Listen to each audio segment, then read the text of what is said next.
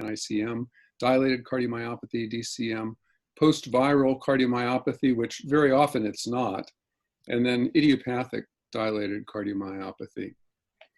And one of the themes of the talk this morning is that it's very important to look for the etiology of these. It seems like the majority of patients that we see have not had a careful search for the cause of their cardiomyopathy. They're often told, oh yeah, it's post-viral, but 40% of them are genetic. And that number is likely to grow as more and more of the causative gene mutations are delineated. Then the other categories, so you can have post-myocarditis, post-viral myocarditis, cardiomyopathy, other inflammatory diseases, particularly from the standpoint of those with frequent arrhythmias. Sarcoid is extremely important to consider. Autoimmune diseases, and then in South and Central America predominantly, Chagas disease. And then toxins, most common that we encounter is alcohol and post-chemotherapy, notably anthracyclines. And then increasingly recognized are dilated cardiomyopathies that are due to an arrhythmia, either a tachycardia-mediated cardiomyopathy, frequent PVCs, or atrial fibrillation. So these folks may present with heart failure and symptoms of heart failure, but fairly commonly there'll be an arrhythmia presentation, either with PVCs or a long history of PVCs, atrial arrhythmias. Some of these myopathic processes are associated with heart block, and then monomorphic VT, polymorphic VT, cardiac arrest, or syncope. So when the diagnosis is first entertained, a patient presents with one of these findings, and they have left ventricular dysfunction. It's extremely important to rule out coronary artery disease, which is the most common cause of ventricular dysfunction in our population. Also rule out valvular heart disease, and then characterize the severity of left ventricular dysfunction, define the chronicity. And then you want to address any aggravating factors or treatable causes, and that includes atrial fibrillation, very frequent PVCs or other incessant arrhythmias, alcohol, and left bundle branch block, which is something that we can do something about with resynchronization therapy. Then the patient needs to be on optimal medical therapy, have a careful further delineation of etiology, and then we're to the arrhythmia risk management piece. Yep, this one. Now we got somebody else who's trying to take control. The let's see. So there's somebody whose last name is Ragendraan is trying to Zoom bomb the meeting. I don't know if you have a way of getting rid of that person. So let's talk a little more about ventricular arrhythmias. If I can advance the slide, there we go.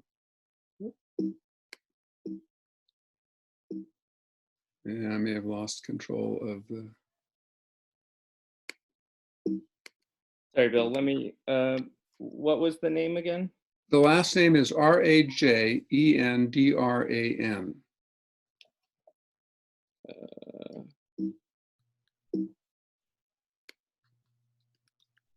There we go. Okay. So, sustained arrhythmias in non-ischemic dilated cardiomyopathy are not all that common. So now there's another person named Carter, C-A-R-T-E-R. Oh, geez, I'm sorry. If it keeps going, we'll probably have to just shut it down and move to a different. Move to a different site. So this is data from the Definite trial from back in 2006. And so these were people who had non-ischemic dilated cardiomyopathy and had depressed ventricular function and a left ventricular ejection fraction of 35% or less. And now there's a person named GURR who's requesting control. They had defibrillators implanted for primary prevention. And the incidence of sustained arrhythmias was about 6% per year. And of the arrhythmias recorded by the defibrillators, about half of them were monomorphic VT and half of them were polymorphic VT. So sustained arrhythmias are not that common in the non-ischemic cardiomyopathy population. And sustained monomorphic VT is not all that common. Now, the underlying electrophysiologic substrate for these arrhythmias is complex and a little bit variable. So for the polymorphic VTs in particular, it's likely that it relates to some of the electrophysiologic remodeling of ion currents that can occur in any of the diseases that are characterized by ventricular hypertrophy, which also occurs in this condition. So you get downregulation of repolarizing potassium currents, which prolongs the action potential duration, prolongs the QT interval, and that happens in a heterogeneous manner. So you increase dispersion of refractoriness across the myocardium.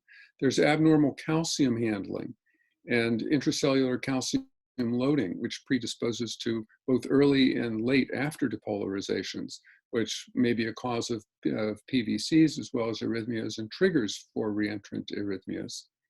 And then there's fibrosis that occurs, both interstitial fibrosis and replacement fibrosis. And interstitial fibrosis leads to cellular uncoupling, which then increases or magnifies the potential electrophysiologic effects of these other features that predispose to heterogeneity of recovery across the ventricular wall and predisposed to arrhythmias. Now, as we saw from the definite trial data, sustained monomorphic VT, it's only about 3 to 4% per year at that time back in 2006. And the vast majority of these are due to scar-related reentry. So if you look at all the sustained monomorphic VTs that wind up coming to the EP lab in people with non-ischemic dilated cardiomyopathy, only less than 5 to 10% of them are due to bundle branch reentry.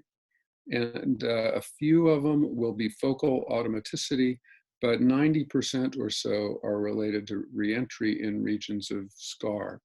So fibrosis is a really important pathophysiologic substrate for arrhythmias in non-ischemic dilated cardiomyopathy.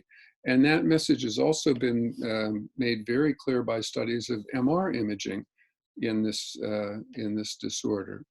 So if you take people to all comers with non-ischemic dilated cardiomyopathy who are referred for an MR evaluation, you find that about a third of them have substantial areas of late gadolinium enhancement, the marker for fibrosis. And most commonly, it's in this sort of a mid-wall pattern, as you see in this upper left panel.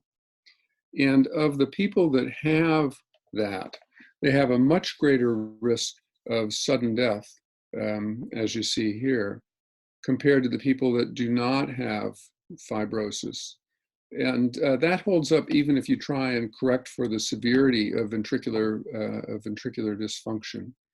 So the people that develop fibrosis with their non-ischemic cardiomyopathy are at increased risk for sudden death. Now, another interesting thing that's happened is that in heart failure in general, as the medical therapies for heart failure have improved, the sudden death risk has fallen. So this is a graph of the sudden death rates in the control arms from various trials over from 1995 back in the beta blocker and ACE inhibitor era to the present with the paradigm trial and the neprilysin. And the risk of sudden death in heart failure in general has fallen pretty dramatically over that time. And all of the medical therapies for heart failure that have shown a mortality benefit pretty much have been shown to reduce sudden death. So that includes mineralocorticoid antagonists like eplerenone and spironolactone, beta blockers, ACEs and ARBs, and then the neprilysin ARB combination. And this is just the sudden death curves from that trial. So you can see that the sudden death risk here now is in the range of 2 to 3% per year in people who enter heart failure trials. So then it shouldn't come as too big a surprise that it's hard to show now a survival benefit for therapies that reduce sudden death, that target ventricular arrhythmias in non-ischemic cardiomyopathy. So this is the Danish trial. So people that had non-ischemic dilated cardiomyopathy and New York Heart Class 2 or 3 and a left ventricular ejection fraction of 35% or less, or they could have New York Heart Association Functional Class 4 if they were candidates for biventricular pacing. And so they were randomized to defibrillator or no defibrillator, or biventricular pacer, no biventricular pacer. And with a pretty substantial follow-up, you could not demonstrate an improvement in overall mortality for the defibrillator, although sudden deaths were reduced. But the rate of sudden death is about 1% per year. So this is an incredible success story in cardiology, the improvements in medical therapy. And then the defibrillator still does offer protection against sudden death in selected patients. So this prompted a couple of meta-analyses that included the Danish trial along with previous studies and to just make the point that there is still a survival benefit for defibrillators, although it's now probably relatively small. And then this is the guidelines that were updated in 2017. On the right, the primary prevention indications for a defibrillator in non-ischemic cardiomyopathy. So it's class 2-3 heart failure, ejection fraction of 35% or less. And then they're an ICD candidate based on comorbidities and expected longevity of a year with reasonable quality of life. And then there's this important caveat, is this new heart failure? Have they had more than 3 months of medical therapy? And the reason for this is that some of these people will improve. So with a new onset diagnosis of non-ischemic cardiomyopathy, who is likely to improve? And there are a few things we can look at in this regard. So this is a study from Duke in which they took everybody who came through the echo lab who had non-ischemic dilated cardiomyopathy with or coronary disease, and an ejection fraction that was newly discovered to be depressed, less than 35%. And then looked at what happened to ventricular function at 3 to 6 months of follow-up. And this is grouped by their baseline EKG. And the folks who had a narrow QRS at presentation, who then were put on medical therapy and followed, 43% of them improved to an ejection fraction above 35% over the subsequent 3 to 6 months. In contrast, if you've got a wide QRS, and particularly left bundle branch block, the likelihood of improving to an ejection fraction from below 35% up to above 35% was only 23%. So evidence that there is underlying myocardial disease, Purkinje disease, makes it less likely that that person's going to recover. And the ones that have left bundle branch block, the odds are pretty good that you can help them with biventricular pacing. So, and in the others, you may want to, it would be appropriate to wait 3 to 6 months of medical therapy before deciding on a defibrillator and see if their ventricular function will improve. Another group are the atrial fibrillation patients.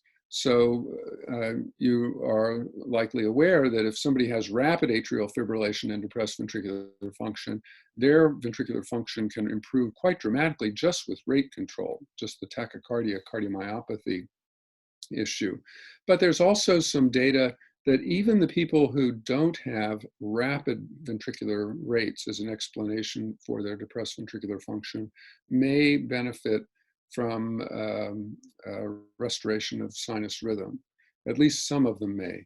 And so this is an interesting, some interesting data from the camera MRI trial. So this was a small number of people who had persistent atrial fibrillation, non-ischemic dilated cardiomyopathy, and they had reasonable rate control. And they were randomized to catheter ablation versus just ongoing medical rate control. And of those who had catheter ablation, there was a pretty substantial improvement in ventricular function. And the outcome of ablation was unusually good for a persistent AF population with depressed ventricular function. Their AF burden at follow-up was down to 1.6%, and 75% were free of AF, including those on drug therapy. But a pretty substantial improvement in ventricular function versus no improvement in the rate control group, even though the rate control, the average heart rate was in the 80s. So it wasn't really up in the range where we would generally worry about a tachycardia-induced cardiomyopathy. And so there's been thought, is the irregularity of atrial fibrillation possibly a contributor to adverse hemodynamic effects of atrial fibrillation, putting a bit more workload on the heart and contributing to ventricular dysfunction? And then they have an MRI group and the folks that had fibrosis, the areas of late gadolinium enhancement on MR imaging, were less likely to improve and overall had a smaller improvement in ventricular function compared to those who did not have evidence of fibrosis in the LV prior to ablation. So somebody with an atrial arrhythmia who does have areas of late gadolinium enhancement, those folks in particular may tend to benefit from attempts to restore sinus rhythm. This is a very small population, but it's also consistent, of course, with the Castle trial as well. So there may be, I'm sure there'll be more data coming to address this issue, but atrial fibrillation is something to consider. And then PVCs. We know that very frequent PVCs, generally more than 20 to 23% PVC burden, can be associated with depressed ventricular function, and control of the PVCs can improve ventricular function. And so when you're confronted with somebody who's got a picture of dilated cardiomyopathy and they've got frequent PVCs, there are kind of three possibilities. One is that they've got a cardiomyopathic disease that is causing the PVCs. And if you get rid of their PVCs, they're still going to have depressed ventricular function. Now, it may be that the PVCs are aggravating the process, and so ventricular function may improve somewhat, but there's still a cardiomyopathic process. Second possibility is that it's all the PVCs. And if you get rid of the PVCs, you'll see gradual recovery of ventricular dysfunction. And then the third possibility is that the PVCs are not really having much of an effect, but every time they get an imaging study, there's so many PVCs, you can't tell if ventricular function is really impaired or not because you can't get a good measure of it. Very often, these are people who don't have much in the way of ventricular dilation, and ventricular dysfunction is just modestly depressed. So this is data from Frank Bogan at the University of Michigan that pertains to this issue. So of people who had frequent PVCs who were referred for ablation, this includes people with and without ventricular dysfunction, they did pre-procedure MR imaging in a large number of them. And of those 321, they saw evidence of structural heart disease in 66 of the patients. And most of these, 60 of the 66, were areas of delayed gadolinium enhancement. Now, they also did programmed ventricular stimulation at the time of the PVC ablation.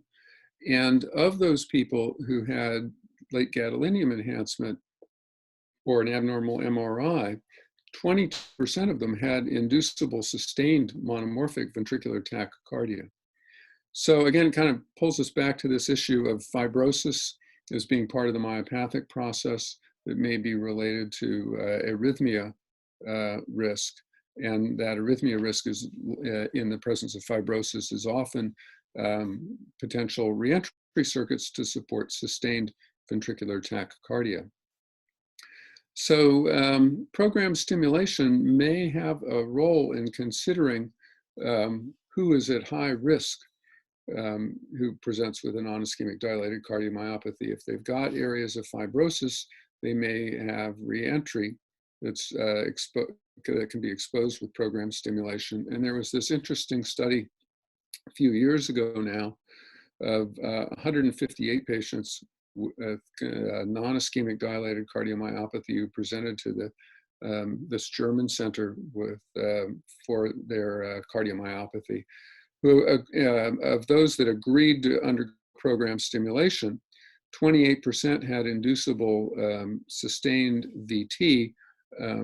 About half of those were polymorphic arrhythmias, and 13% were sustained monomorphic ventricular tachycardia. So those are some things that one might consider in selecting the patient at initial presentation as to who's likely to improve and who may be at particularly high risk, the person who's got areas of fibrosis already. And then there's another factor, and that's the genetic piece.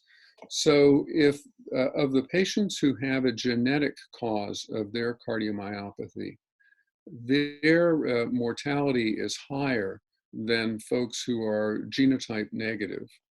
And the worst is Lamin disease. So Lamin AC mutations are associated with marked fibrosis, often involving the septum, high risk of heart block, high risk of atrial fibrillation, high risk of ventricular tachycardia. So the patient who has a family history of cardiomyopathy, or even who doesn't have a family history, but you don't have another etiology, genotyping is really become an important part of the evaluation of these folks, and you'll find a genetic cause in about 40% of patients. So to review the defibrillator issue, here are the present guideline recommendations in a patient who has non-ischemic cardiomyopathy, New York Heart Association class 2 and 3 symptoms, EF 35% or less, despite guideline-directed medical therapy, and that should be for probably 3 months. And ICD is recommended if meaningful survival of greater than a year is anticipated.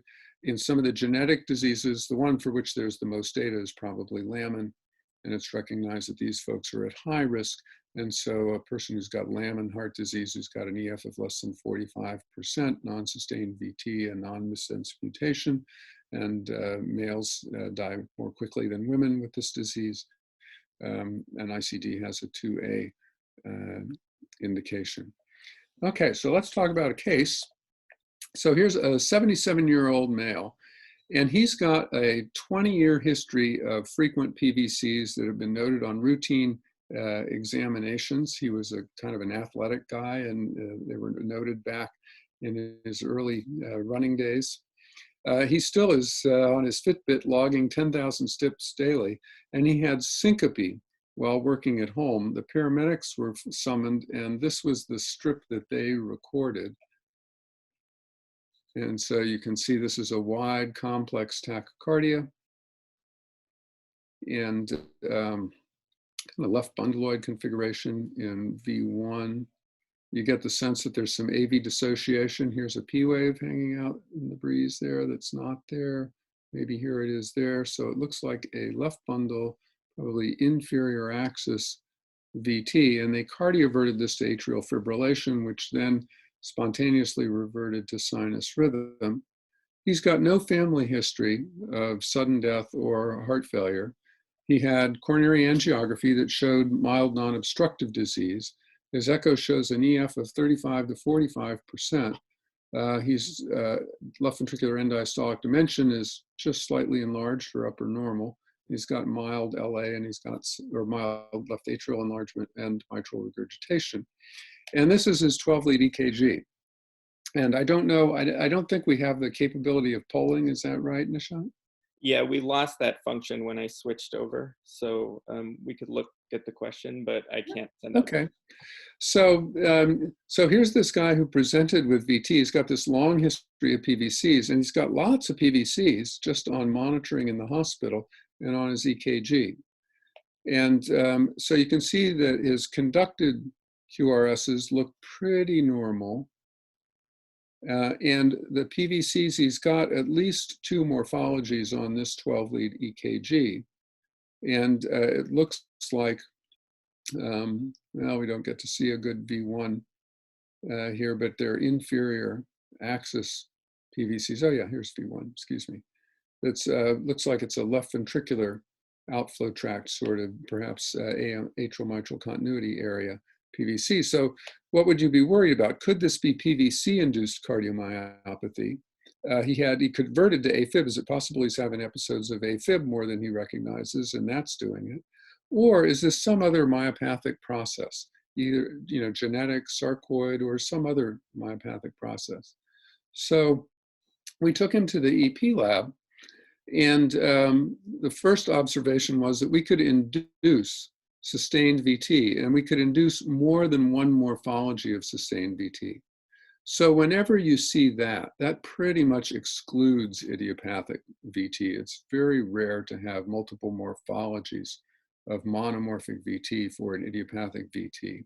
And although it looks like this comes from the outflow tract region with left bundloid in V1, inferior axis for VT2, but VT1 is isoelectric in 3, so an axis of about minus or plus 30 rather degrees. So lower down, probably in the kind of parahiscine region, almost left parahiscine region is where you would put this.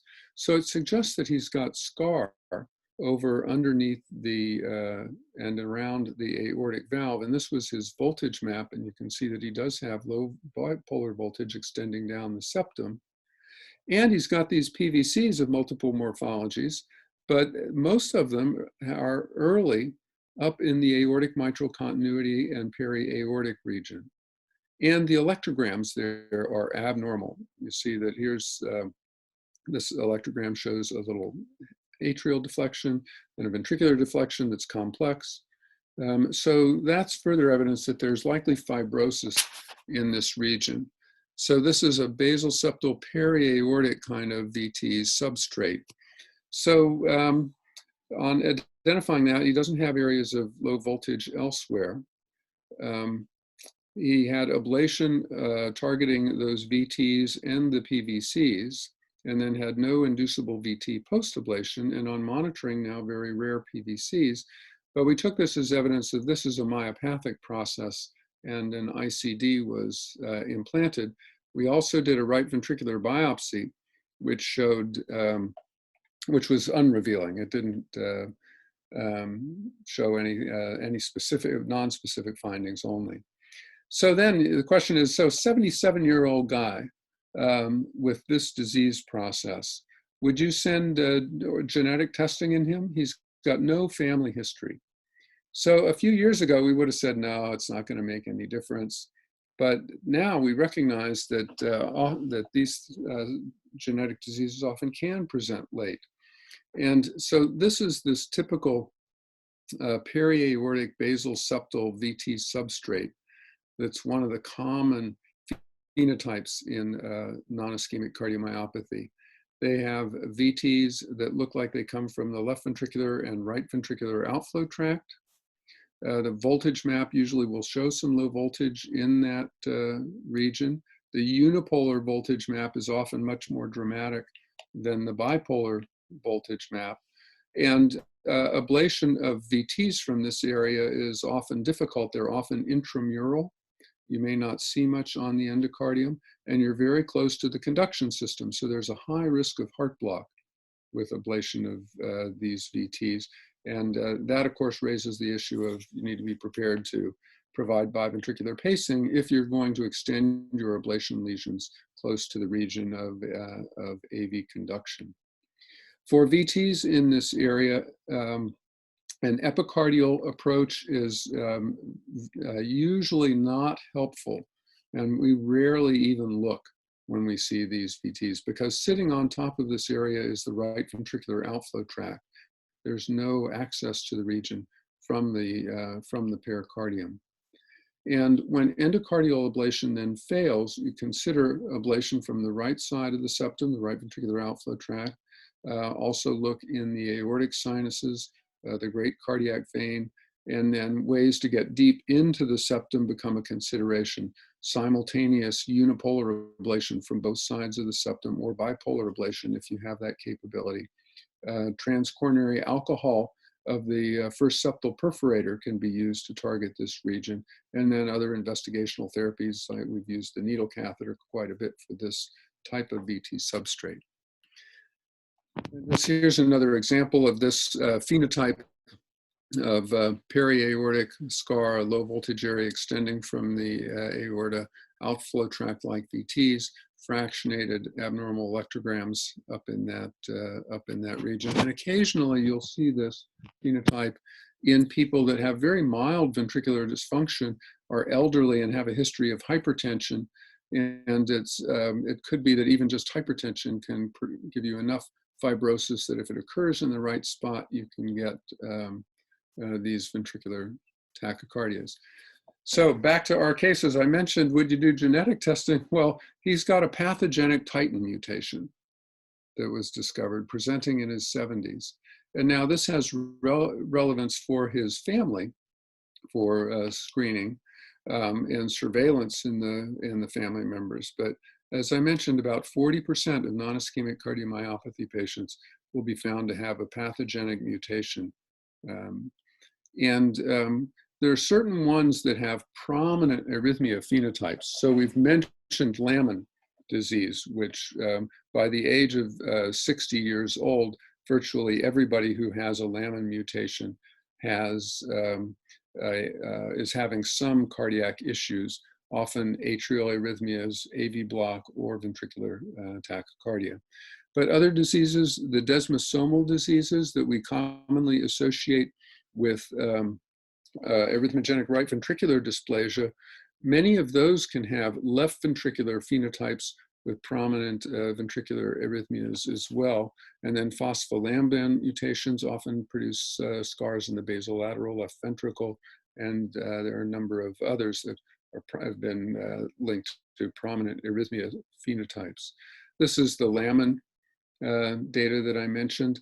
So time from first clinical contact, the cumulative event rate, and the event rate for ventricular arrhythmias here in orange. You can see that by the time the patients had 20 years of known Lamin disease, 80% of them are dealing with ventricular arrhythmias. It's really a terrible mutation to have. So genetic screening is important. Is increasingly important in these folks. And you also know that if somebody's got Lamin disease and they present with VT and you get the VT under control, the odds are very high that it's not going to be under control for very long, and that within a few years you're going to be dealing with it again. Very often these people are heading for transplant. So sustained monomorphic VT in non-ischemic cardiomyopathies is usually related to an area of scar in the diseased ventricle. The location and the nature of the scars likely determines the VT risk. And we don't understand a lot about that. As I mentioned, if you just do MRIs in non-ischemic cardiomyopathy, the most common scar patterns are these mid-ventricular wall patterns that are not periannular necessarily. But when we take people to the EP lab who have monomorphic VT, they usually have scar that's along the annulus, either the mitral or aortic valve rings, that is the source of their VT. Now, so you can often make a pretty good guess about where the scar is located based on the QRS morphology of the VT that they present with, or inducible VTs in the EP lab. And then we use a voltage mapping to identify scar, of course, in the EP lab. So now let me show you another case. So this is a middle-aged man who presented with palpitations, and he came in with this tachycardia, and you can see it's left bundle branch block, inferior axis. And again, there's some evidence of AV dissociation. So you're thinking outflow tract tachycardia. And following cardioversion, this is his EKG. So from this morphology, you might think, oh, okay, maybe it's idiopathic outflow tract VT. But then once he's cardioverted, it's very clear that he's got right bundle branch block and a long, very long PR interval. So what diseases are associated with outflow tract VT and AV conduction disease? Well, arrhythmogenic right ventricular cardiomyopathy can certainly be associated with right bundle branch block, but it's very uncommon for it to cause first-degree AV block or evidence of septal involvement. Most people with ARVC have involvement of the RV free wall, and evidence of septal involvement is reported, but very uncommon. We mentioned that Lamin cardiomyopathies can develop heart block. So could this be Lamin? Conceivable. But the most common thing with this presentation was somebody with AV conduction disease or heart block and a right ventricular VT.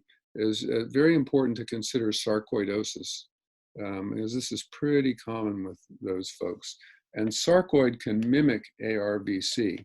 And there have been many, many cases of people that were felt to have ARVC, who once you had the heart out at transplant, you found it was sarcoidosis. And there have been cases diagnosed as sarcoid that wound up really being ARVC.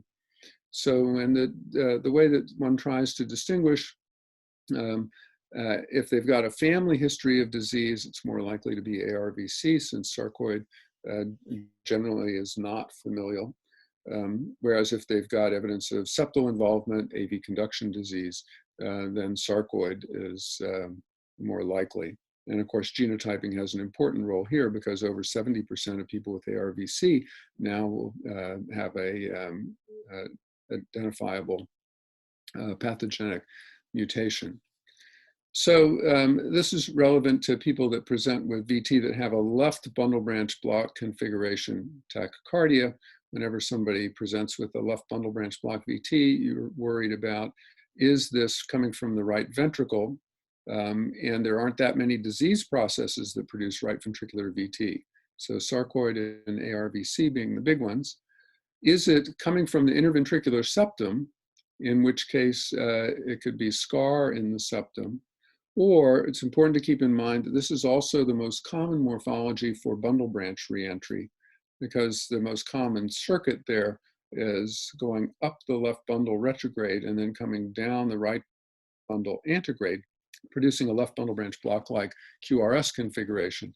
So whenever you have a left bundle branch block configuration tachycardia in a patient with non-ischemic dilated cardiomyopathy, you need to consider, could this be bundle branch reentry? A very quick way of getting a read on that, if you don't have a His catheter in position, is to entrain it from the right ventricular apex, because usually the post-pacing interval there will be 30 milliseconds or less greater than the VT cycle length, because you're fairly close to the insertion of the right bundle branch down there. So whenever you encounter that scenario, you need to take a step back and say, could this be bundle branch reentry?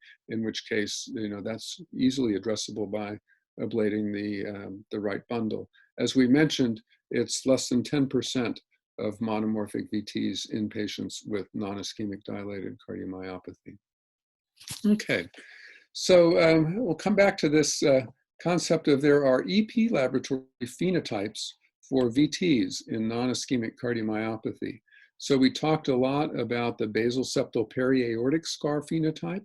The next most common is the LV free wall, the basal LV free wall along the mitral annulus, VTs coming from scar in that location.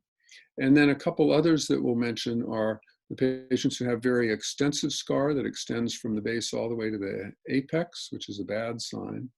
Crux VTs that originate from below the septum, often back at the base, but can be down towards the apex. And then there's some patients who have minimal amounts of scar, but still have VT.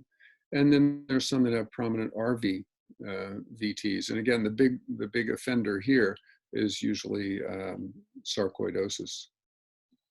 So in the EP lab, we're often using voltage maps to define where the scar is located.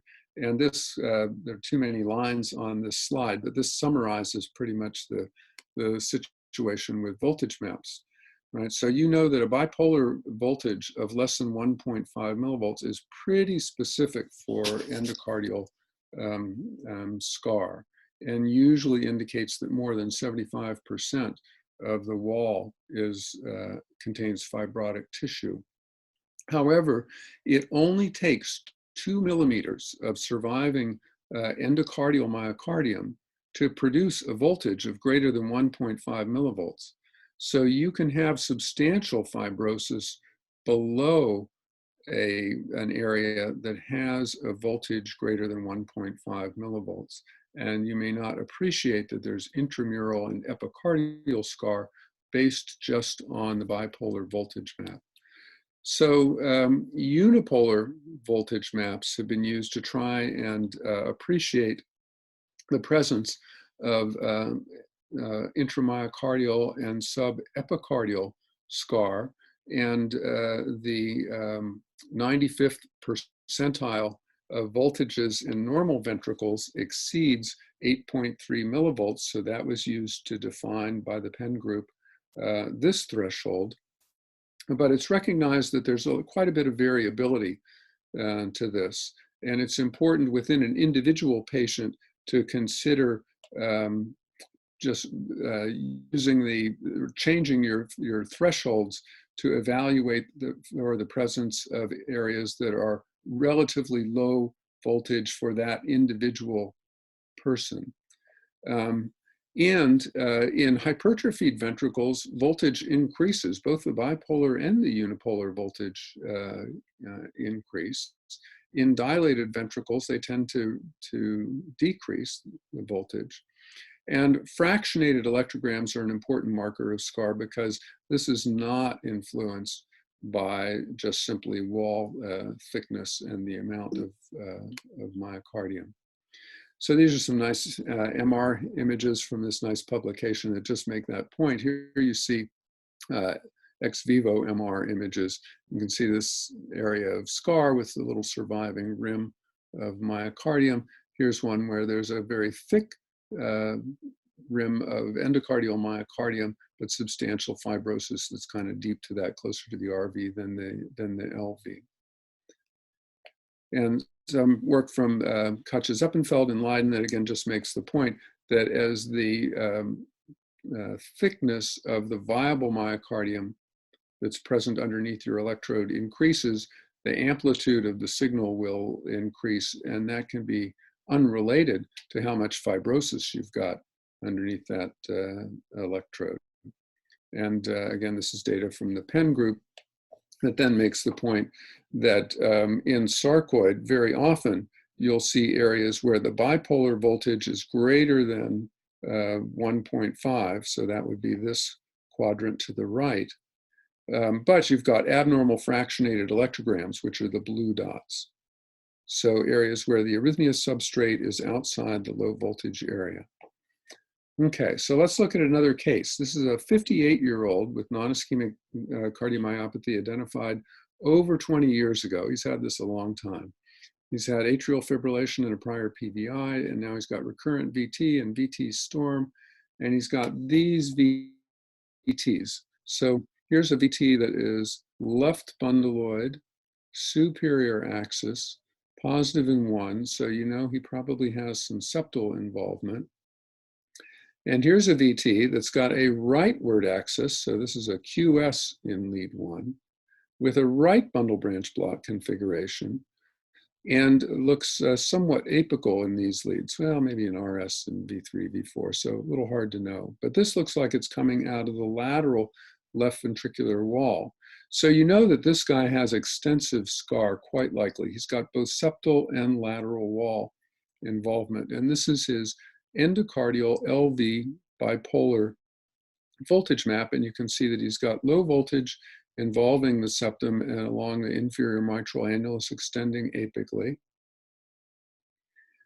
But when we went to the site of earliest activation on the endocardium for his VTs, and this is for VT3, you can see that the electrogram is not very abnormal looking. And pacing here does entrain this tachycardia, and the post-pacing interval is in the circuit, but it's with a little bit of fusion. So this is typical of a site that is in an outer loop just outside the exit from the VT. And this was the best thing on the endocardium. So from this, we know then that we're not very close to this circuit. Whether or not we can interrupt it from there, we could try RF and see if it did anything to it. But likely this is more intramural or epicardial. And that morphology with that's negative in lead 1, which is not very well seen here, also suggests possible epicardial. And this is the unipolar endocardial voltage map. And you can see that there's a very large lateral wall component of low voltage that overlies the greater than 1.5 millivolt signal. And so this issue has been highlighted by the Penn group, who in this nice publication from some years ago showed very clearly you can have some patients like ours whose normal, or I should say just greater than 1.5 millivolt endocardial bipolar voltage, low unipolar voltage, and you go to the epicardium and you find an area of low epicardial voltage that coincides with the location of the low unipolar voltage, and that's what this guy had. So here's his epicardial bipolar voltage map, and he's got extensive, very low voltage over the lateral wall of the LV. And this is where his VT is, and there were areas like this where the voltage is so low you don't really see hardly any signal. You might think that activation is occurring here, but if you pace this, you can capture and entrain this tachycardia from its distal isthmus. And you know what we're capturing is probably something in here, so it's a little hard to really measure a post-pacing interval. The stim to QRS would put it right at this little signal, so maybe that's relevant.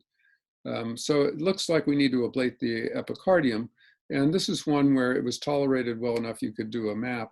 And very often, if you're able to do high density maps of scar-related VTs, I'm impressed that more and more we are seeing these sorts of figure-8 configurations that Rod Tung has also has shown very nicely in many of these. And I wonder, I don't really know, is the circuit truly a figure-8? Or is it just if you have a little slow conduction area that forms the isthmus and activation of the rest of the ventricle proceeds from there, well, it's going to spread out in both directions, and then we make it look like a figure-8. Is that really the circuit, or is it really a smaller circuit or a more complex circuit in this region? I think you can't really tell without entraining it from multiple sites, which is usually not possible. But we were convinced that if we could ablate in this area, we would get rid of this tachycardia. And of course, the problem over here is the coronary arteries. So you have to shoot the coronaries and make sure that you're not close to a marginal. And then the phrenic nerve, which in his case was a problem. And we needed to deploy a balloon into the pericardial space to protect the phrenic nerve. But then once we did that, we were able to ablate and terminate tachycardia. So then, well, are we done? And the problem with this substrate is that it can be intramural. So this is the lateral wall type of substrate where you have VTs that have a right bundle branch block, right axis configuration, often a QS in 1, which suggests that the exit is epicardial. However, we always start on the endocardium because a fair number of these are ablatable from the endocardium and do have endocardial scar as well as epicardial scar. And the issues with ablating these, the obstacles here on the endocardium, the papillary muscle, the anterolateral pap muscle is often in the way. In the epicardium, you're worried about coronary arteries, the left phrenic nerve, and epicardial fat. And in our guy, he's got pretty extensive scar. And again, this nice publication from the Penn group, if you see VTs that have a somewhat apical morphology with big S waves in the mid-precordial leads, that tells you that the exit is out near the apex. And since in non-ischemic cardiomyopathy, the scar usually starts back at the mitral annulus and then kind of moves out towards the apex. When you see somebody who's got apical VTs, very often they have very extensive scar extending from base to apex. They have worse ventricular function and worse prognosis because of the severity of their ventricular dysfunction.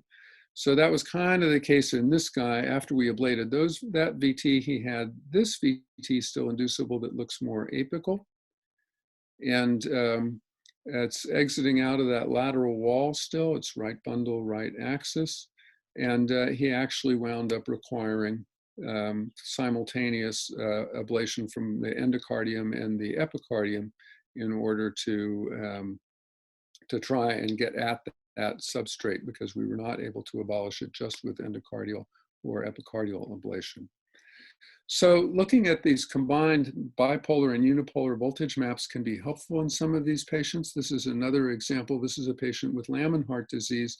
His LV endocardial voltage is all greater than 1.5. His epicardial voltage is all greater than 1.5, but his septal unipolar voltage is quite low, and he had extensive substrate there generating multiple VTs. Here's another EP lab phenotype, which is a bit less common. So this is a patient with recurrent VT and ICD shocks. His VTs are right bundle, superior axis in their configuration, look like they're coming out of the left ventricle, out of the mid to apical left ventricle. His endocardial voltage map doesn't show any areas less than 1.5. His epicardial voltage, his endocardial unipolar voltage map doesn't show any areas less than 8.3. So what does one do with this? It looks like it ought to be a lateral wall VT, but there's nothing interesting on the endocardium. And in this case, in the epicardium, although there was very little low voltage, there were areas of very abnormal electrograms with fractionated late potentials, lava type potentials that were the source of his VT that could be ablated. So you can't rely too heavily on just the voltage maps in terms of scar, and imaging is very important in this regard. So ischemic dilated cardiomyopathy with ventricular scars. Very important, again, to consider genetics increasingly. And we still see so many patients that come to the lab, as I mentioned, where the diagnosis is non-ischemic dilated cardiomyopathy, and that's it. There's no, well, what's it due to kind of question. It's just, well, that's it. And now that's not it. One needs to consider, is this genetic, which has implications for the family and someday may have implications for disease treatment? Is it an inflammatory disease? Particularly sarcoid, extremely important to consider, very easy to miss and very hard to diagnose. And then the scar distributions that you discover often point you towards the underlying etiology. So we mentioned with laminopathies, very often septum, although we've seen very extensive lateral wall involvement in some cases. Cardiac sarcoidosis can be anywhere, but also can include the right ventricle, which most other diseases do not. So that's very, very helpful. With post-myocarditis VT, there's a very nice paper from Paolo de Bello's group recently making the point that very often the scars involve the basal lateral VT in those folks.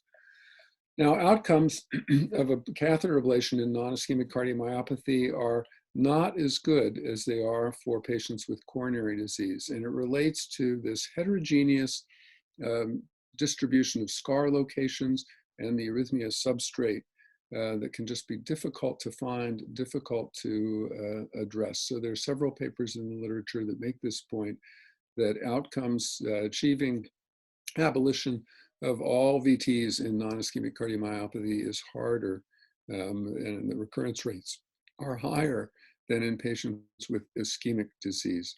And this is from the VTCC collaborative study group, showing you the VT recurrence following ablation.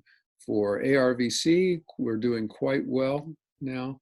Dilated cardiomyopathy in general, recurrences of around 40% or so at 2 years. Sarcoid, probably one of the most difficult diseases to treat because of its diffuse, often diffuse and progressive nature. So to summarize, ventricular fibrosis in patients with non-ischemic cardiomyopathy is associated with a worse prognosis. You can detect fibrosis from MR imaging, which is increasingly important and useful. In the EP lab, we try to detect it with voltage maps. The ECG of the VTs that you induce suggests the likely scar locations, and you can pretty much predict what you're going to need to do based on the morphologies of those VTs very often. The patterns of scar vary with the type of disease, so it's useful in pointing you towards possible diagnosis. And there's a lot of work that remains to be done on trying to figure out why these diseases cause scars in specific locations and why some locations seem to be more arrhythmogenic than others. I'll stop there. Thank you, Bill. That was fantastic. There are a few questions that have come in while you've been talking. I'll kind of try and do them sequentially, but the first one was in terms of workup for when you see these patients, both for trying to determine the etiology and pre-procedural planning. What's your checklist in terms of the studies that you order? Does everyone get a PET scan? Does everyone get a cardiac MRI? Yeah, so everyone gets a cardiac MRI if we can, you know, if they have a device that doesn't preclude it. And then the next thing is, we're always asking, is it genetic or could it be sarcoid? So if somebody has septal involvement or right ventricular involvement, then we usually do plan to get to do a biopsy at the time of the EP study if we think sarcoid is a consideration, and we consider getting a PET scan. If they don't have that, if they have a family history, then we'll usually send genetics and plan, and if the genetics are negative, then we'll do the PET scan. And the other thing that we consider is that if they've had a kind of a rapid course of a rapid downhill course, or it seems like things are changing, that's more consistent with an inflammatory process than with a genetic process. So then we also will have a lower threshold to get a PET scan. But pretty much everybody now, we're considering, you know, do they need genetics? Do they need an evaluation for sarcoid? In what order should we do those things?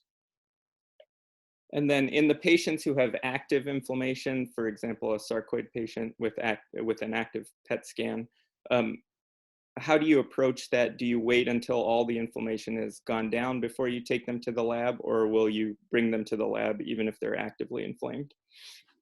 Yeah, I'll tell you what I do, and then if Will is on, he has a huge sarcoid experience, and we should ask him what he does. So if someone has monomorphic VT in sarcoid, that's almost always scar related, rarely Purkinje related. And our experience is that usually doesn't get better with suppression, with immunosuppression. Occasionally, somebody who's having lots of non-sustained VT and PVCs, that may get better with immunosuppression. And if that's triggering VT, then that may settle down. But if somebody's having a lot of defibrillator shocks and they're already on 3 antiarrhythmic drugs, I think you're pretty much going to have to take them to the lab and get that settled down. If they're not having frequent VT and they have active inflammation and they have a lot of ectopy, you might think about immunosuppression for a while, because I do worry that that we're going to ablate something and then it's going to change anyway because they've got active inflammation. Will, what's your approach? I'm in agreement with that. We generally want to use immunosuppression guided by PET scanning. And I agree with you that you can really see the antiarrhythmic potential of immunosuppression with reduction of PVCs. It's almost like patients are having a little mini EP study because they're having so much ectopy, and it just induces it. And so it appears that you're reducing the amount of monomorphic VT, but maybe you're just reducing the amount of PVCs that initiate it. The only other thing I would mention is that there is some information about surviving fascicular potentials in the sarcoid scar, similar to like an inferior wall myocardial infarction. It's almost like you can have these Purkinje-like potentials in a sarcoid scar, and so they can sometimes be involved. That's maybe a little bit different than the experience you just described, but it is a challenging substrate for arrhythmia for sure. Yeah, thank you. And then Bill, there's a couple questions on when you suspect a diagnosis Lamin or sarcoid, but your testing is negative. You have a negative PET scan, you have a negative genetic testing. Do you presumptively make the diagnosis, or are they being enrolled in studies to be followed as we get more mutations? Well, we're saving the blood. So it could be when you get negative studies, well, one possibility is that it was sarcoid, but now it's burnt out. And so you're not going to find it. It's done what it's going to do. And that you kind of always hope that if it's sarcoid, that's what happened, that it is now quiescent. The patients still need to be followed, but it's done whatever it's going to do in terms of fibrosis. If it's genetic and we don't know the gene, it may be discovered in the future. So we do hang on to those folks, but there will still be probably 50% or so of the people that you see where even going through all of this, you don't find an etiology. But that's many fewer than what it was 10 years ago. Mm-hmm. Mm-hmm. And then some questions about mapping. One is, do you use unipolar mapping for all non-ischemics? And then do you agree with the 0.5 millivolt cutoff? Do you ever use a lower cutoff to try and identify critical areas? So the voltage thresholds that one uses, I think it's important to recognize that there's some variability there. And the 1.5 millivolt threshold that the Pennsylvania group defined as abnormal, that often people refer to as abnormal, I don't think we should call it, I think when it's above 1.5 millivolt, we shouldn't call that normal. Below 1.5 millivolt is very conservative.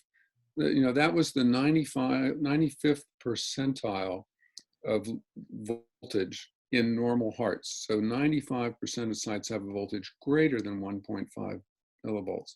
So if it's less than 1.5 millivolt, that's usually a pretty severe abnormality, unless you're along the aortic valve ring or back along a valve annulus. There you can have low voltage normally because you don't have as much myocardium around you.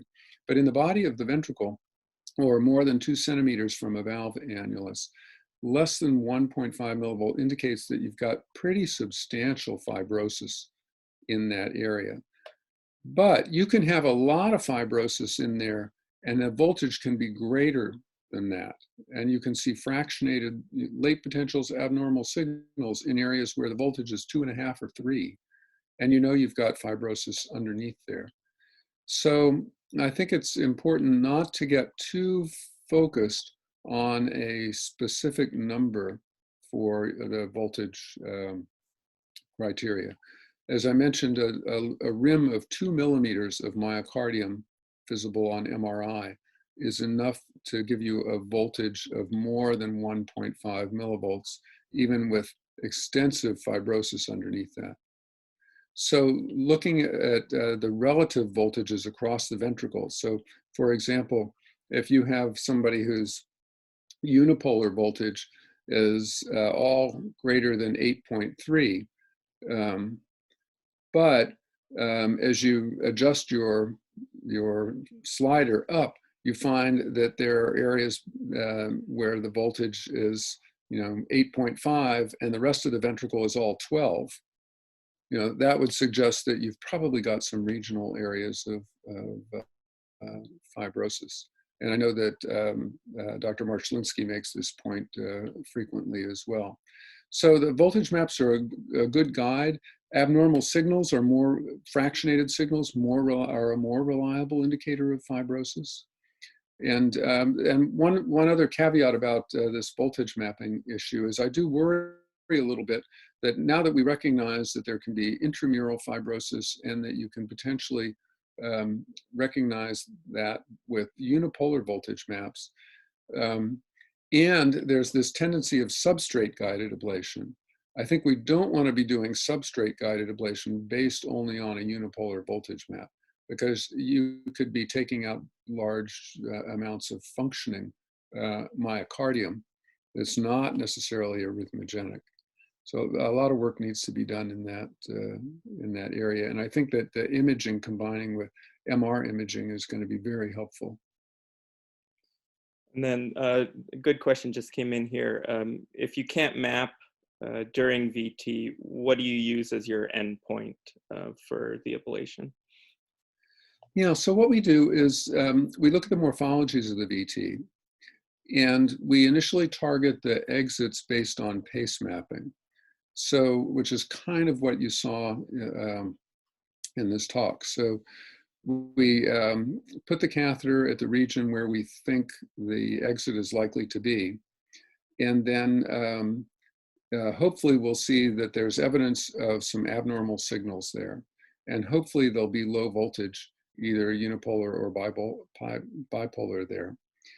And if we're a little uncertain, we'll induce the tachycardia and just entrain it once from that site. And that's what you saw in that one case where we were in the outer loop just outside the exit. We could tell, okay, we're close. There's no abnormal signal, but the circuit's probably just below that. And then we'll restore sinus rhythm, and we'll ablate that region, rendering it electrically unexcitable to pacing, and then retest. And it's very rare. I would say that we almost never do that in a region where we don't have some evidence that there's scar underneath it. Most commonly where this comes up is along the, for that periaortic substrate, so along the aortic valve, in the aortic mitral continuity, the basal septum where you're close to a valve annulus. And the other thing that usually happens there is once you ablate a little bit, now an area that was previously 1.5 millivolts, you see a larger area that's less than 1.5 millivolts because you've removed a surviving rim of myocardium that was contributing to that voltage, and it exposes the fact that there's a lot of fibrosis underneath that.